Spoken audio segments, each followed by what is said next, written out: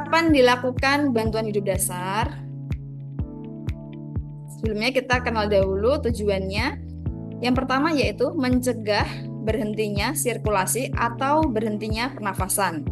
Kemudian tujuan kedua, memberikan bantuan eksternal. Eksternal di sini berarti kan dari luar ya Pak Ibu ya. Karena kita akan melakukan pompa dadanya dari luar, di luar dari jantung, sehingga memberikan bantuan eksternal sirkulasi dan ventilasi pada saat kolaps kardiopulmonari. Kardiopulmonari ini jantung paru ya, dengan melakukan resusitasi jantung paru.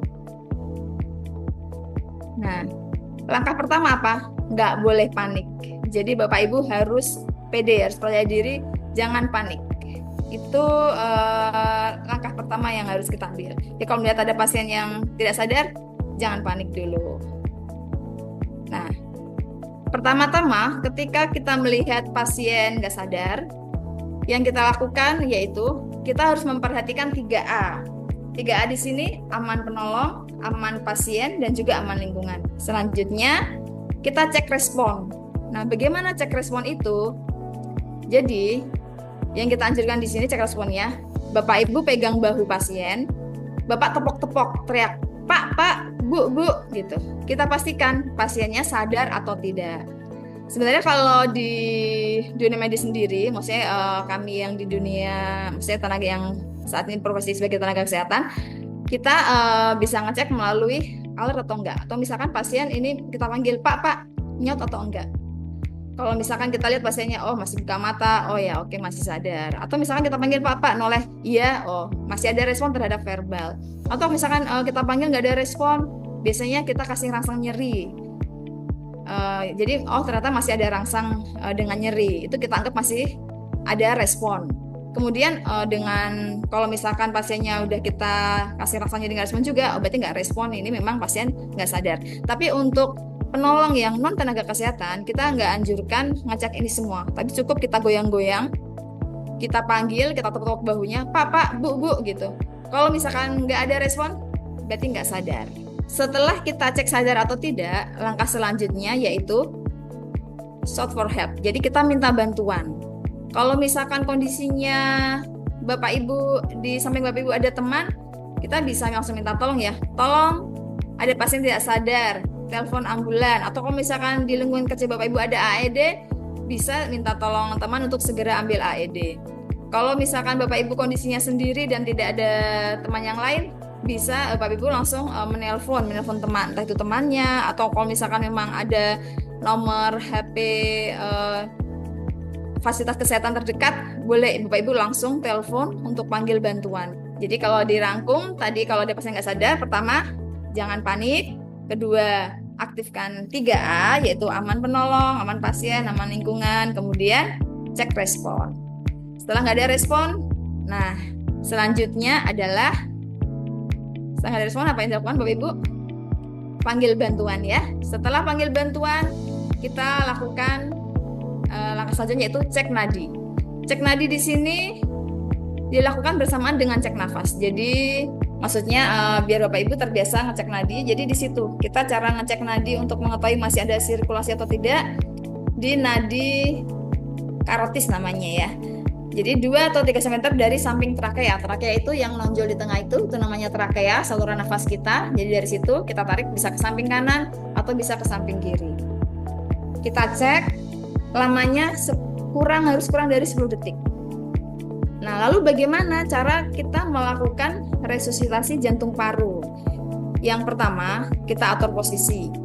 Pasien terlentang di atas permukaan yang keras dan datar. Itulah kenapa kita harus melakukan 3A tadi. Jadi pasien kita tempatkan di tempat yang aman. Kemudian posisi penolong di sini berlutut di samping pasien atau berdiri di samping tempat tidur pasien. Nah, seperti ini. Nih ya, di samping pasien. Jadi biasanya kita melakukan posisi kaki ini itu sejajar dengan bahu pasien. Posisinya nih seperti ini nih, sejajar dengan bahu pasien. Makanya kalau Bapak Ibu melihat, biasanya kalau kami di rumah sakit melakukan RCP pasti kita akan naik ke tempat tidur pasien karena kita melakukannya posisinya memang harus sejajar dengan bahu pasien agar energi atau tenaga yang kita berikan itu bisa full maksimal ke jantung pasien ini. Selanjutnya, setelah berlutut di samping pasien atau berdiri di samping pasien, bisa juga berdiri. Kalau misalkan memang Bapak Ibu merasa tenaganya cukup kuat. Kalau misalkan seperti saya, biasanya pasti akan naik ke tempat tidur pasien. Kemudian letakkan tumit telapak tangan pada pertengahan dada atau setengah bawah sternum dengan kedua telapak tangan ditumpuk dan dikaitkan. Jadi seperti ini ya posisinya Ibu ya. Jadi ini kita ada tulang dada. Ya, mungkin Bapak bisa meraba, jadi ada cekokan di sini ya, ada lengkungan atau apa ini namanya. Itu kalau kita raba sampai ke atas perut, di situ ada yang seperti menonjol. Nah, ini ada tulang dada dari sini sampai ujung sini. Lalu di mana posisi kita? Posisi tangan kita di tengah-tengah tulang dada tersebut. Jadi seperti ini.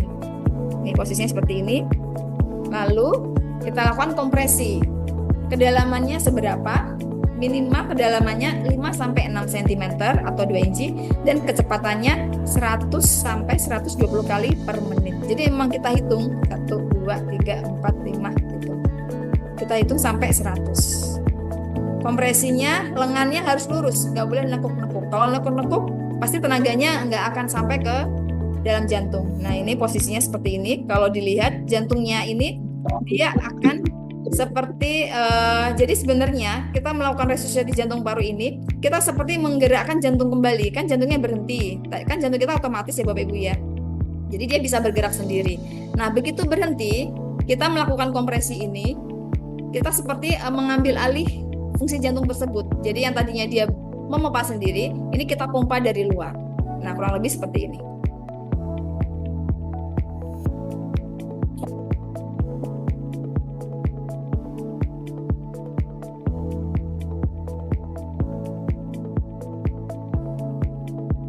Jadi kedalamannya 2 inci. Kita pompa 100 sampai 120 kali per menit. Kenapa harus 100 sampai 120 kali per menit? Itu seperti kecepatan jantung kita memompa saat memompa darah ke seluruh tubuh. Jadi diharapkan dengan kecepatan tersebut, maka darah yang kita pompakan itu akan bisa sampai selain ke paru-paru, ke seluruh tubuh, dan yang utama adalah sampai ke otak. Nah, kurang lebih seperti itu.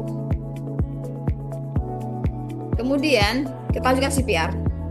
Untuk algoritmanya itu kita 30 kali pompa dibanding 2 kali pemberian ventilasi. Tapi untuk pemberian ventilasi ini bagi tenaga awam atau bagi yang non kesehatan ini tidak dianjurkan.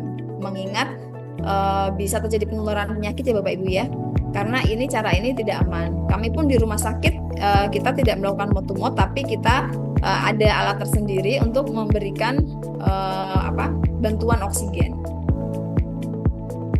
Nah, ini sekedar tahu ya. Jadi untuk dewasa atau remaja kedalamannya 5 cm. Rasionya yaitu baik itu 1 atau 2 penolong, rasionya itu 30:2. Kemudian untuk anak-anak 1 tahun sampai usia puber ya, pubertas atau usia remaja, di sini sepertiga diameter dada. Ini ya kalau kami tenaga medis sendiri di sini karena udah terbiasa ya, jadi maksudnya feelingnya udah tahu oh ini kurang lebih segini kedalamannya seperti itu. Kemudian untuk 1 penolong rasionya 30:2, untuk 2 penolong ini segini 19:2. Kemudian kalau bayi kurang dari 1 tahun dalamannya pun sama sepertiga diameter dada. Dan rasio yang kita berikan 30 RJP, 2 ventilasi untuk 1 penolong, dan 2 penolong 15:2.